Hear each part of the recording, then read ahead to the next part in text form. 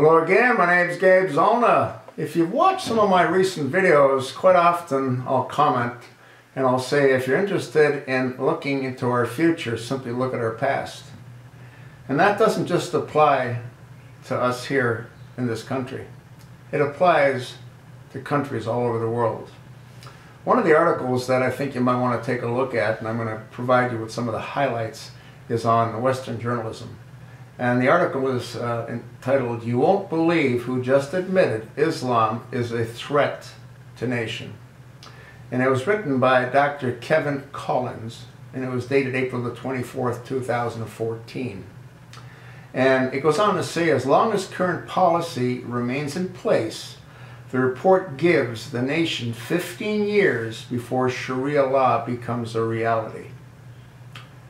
Sweden, the land of gentle, loving people, is rapidly committing national suicide, and there is nothing anyone can do to stop it. He goes on to say, this harsh truth was laid out in a United Nations report that says Sweden has about 15 more years before the North American African Muslim hordes that are pouring across your borders completely engulf her and pull her down into a rough parity with today's third world crap holes like Libya.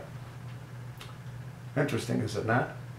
Now, this is something that I don't believe a lot of people know, and maybe it's because they don't care to know, just like the people didn't want to know what Hitler was doing to the Jews. Rapes of blonde native Swedish women are becoming commonplace. While these rapes are generally not allowed to be reported, the cold truth is that about 1 in 4 Swedish women have been raped by one or more violent Muslim thugs. And more than 3 of every 4 arrested rapists in Sweden is a North African Muslim immigrant. Moreover, the dim-witted offspring of these thugs are destroying Sweden's school systems and have already pulled standardized test scores down to 10-year lows. You know why that is? Well, it's because of inbreeding. Muslims tend to get involved with blood relatives and have offsprings, and the result of that is mental retardation is one of the issues. They can have over 2,000 different conditions as a result of inbreeding. Again, mental retardation is just one of them.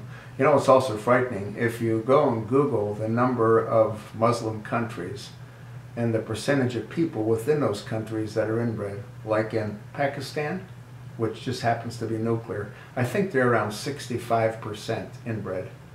Scary thought.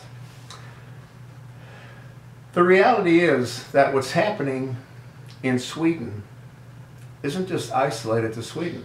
It's happening in Spain, it's happening in Portugal, it's happening in England, and guess what?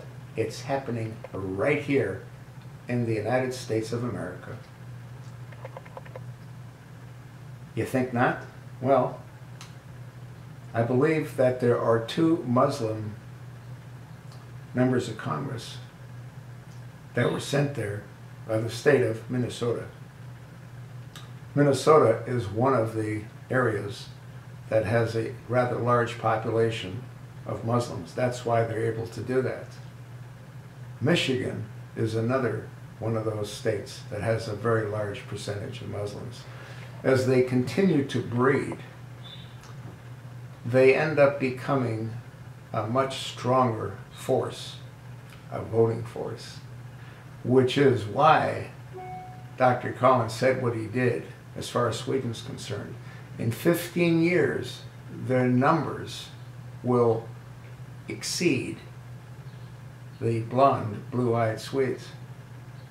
And guess what? When that happens, you end up with monsters in control like we have right here in the good old USA, which is no longer the good old USA.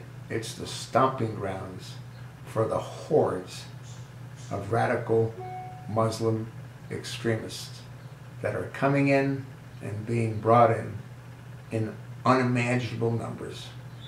you think not, you're entitled to think what you like, and so am I.